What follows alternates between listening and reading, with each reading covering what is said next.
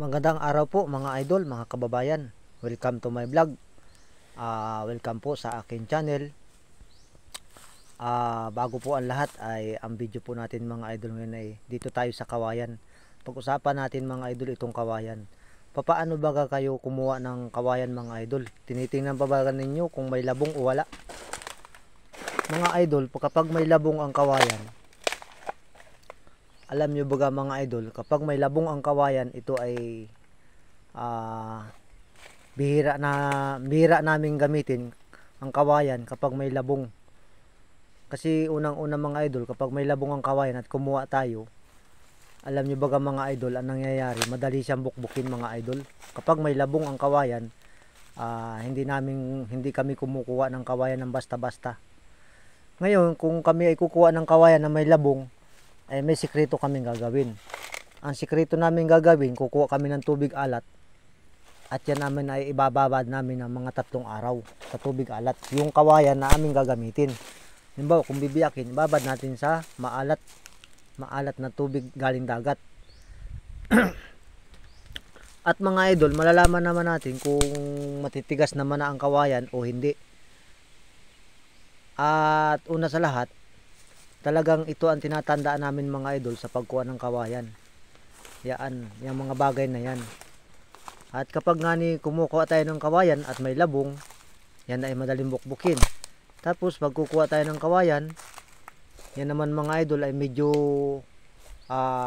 pupukpukin natin kung matigas na baga o medyo mura pa. Malalaman natin yan mga idol kung mura pa yan o matigas na yan. Titistingin natin, pukpukin yan para kung siya ay pwede nang kuhain. Yan. Ito medyo malambot pa yan mga idol, yung klase mga tunog na ganyan.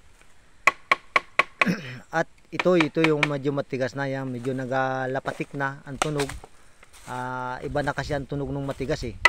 At pag malambot ay medyo malagong mga idol. At pag yung matigas na ay talagang tumatagiktik na ang tunog. Ayan.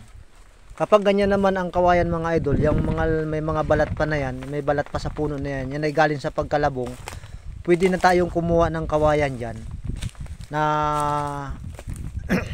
na gagamitin, pero piliin natin yung matigas na. Kasi pag kumuha tayo ng medyo alanganin ang tigas, yan ay madaling kumuyupit mga idol at saka madali nga bukbukin. Pag ganyan pa lamang ang labong niya, yung ganyan may mga balat pa ang puno, ang kawayan. Ngayon, pag yan ay kinis na, galing sa pagkalabong, ayun, medyo okay nang kumuha tayo ng kawayan yan. Yan ay hindi na gaano siyang binubukbok. Pero pag may labong pa mismo, yung medyo parang gulayin, mga idol, yun ay, naku po, ayun ay nabukbok pa ang kawayan, yung mga ganyang klase.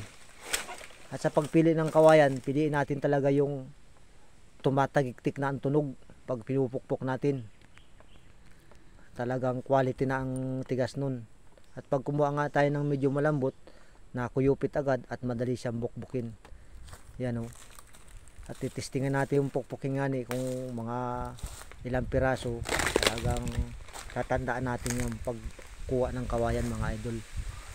At sana mga idol magustuhan nyo itong video na ito. Thank you for watching mga idol. Salamat po.